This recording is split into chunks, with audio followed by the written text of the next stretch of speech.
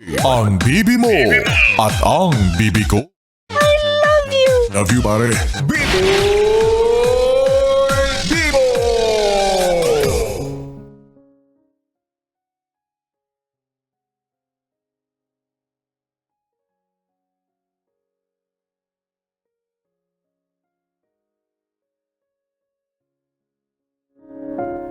Bibi, ito na ang sulat na dapat ay mapakinggan mo.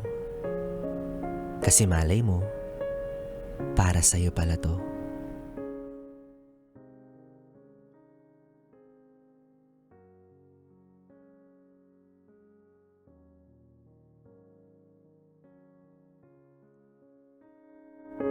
To my boyfriend, Cedric.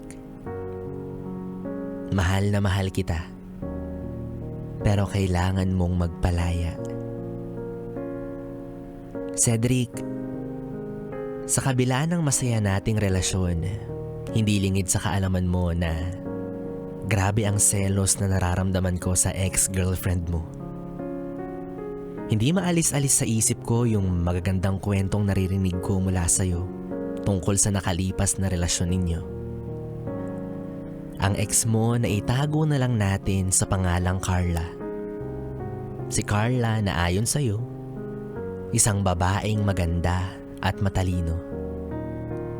In fairness, kahit naman ako, nung nakita ko yung mga dati ninyong litrato, hindi ko maitatanggi sa sarili ko na totoo ang sinasabi mo. Mukhang matino, mukhang mabait, mukhang maamo, mukhang matalino.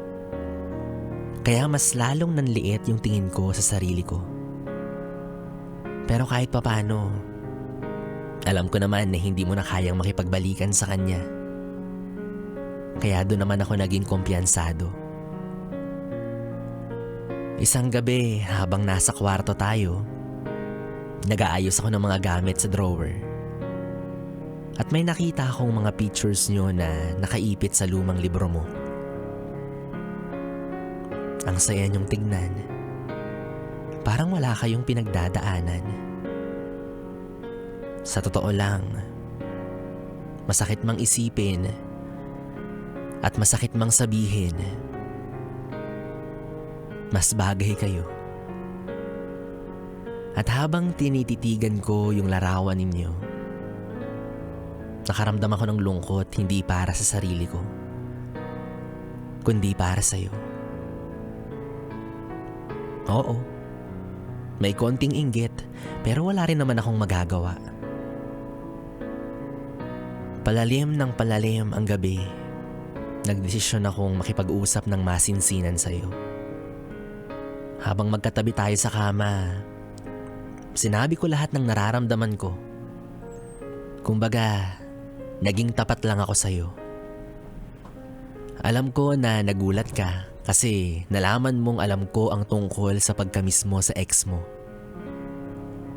Pero mas nagulat ako nang ipaliwanag mo sa akin ang lahat ng kalmado ka lang.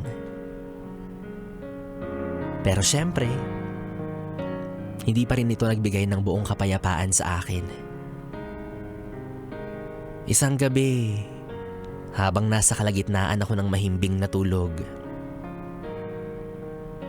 napanaginipan ko si Carla.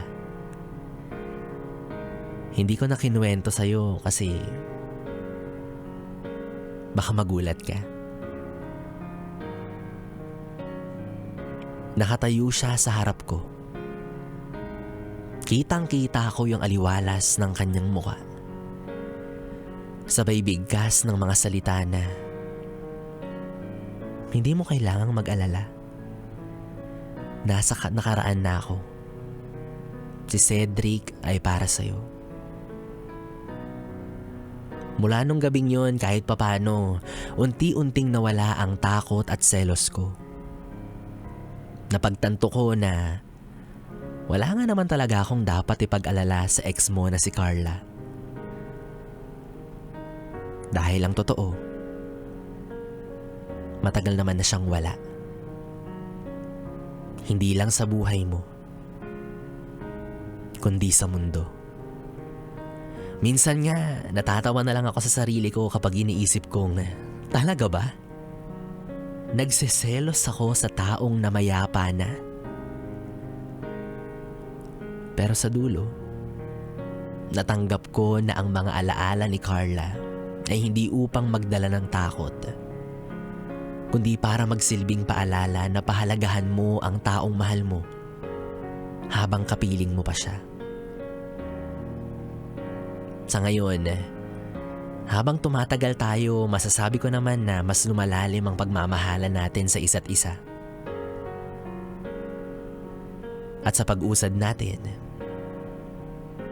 ay natutunan ko na ang pagmamahal ay hindi dapat nagtatago sa mga alaala, kundi dapat ay buong pusong tumatanggap ng kasalukuyan at lalo na ng hinaharap. Kaya sa huli, eto tayo. Sinusulit ang bawat sandali na magkasama tayo sa nag-iisang buhay natin dito sa mundo. Naiintindihan kong mahalagang parte ng buhay mo si Carla. At sana, tuluyan ka na ring makalaya sa kanya. I see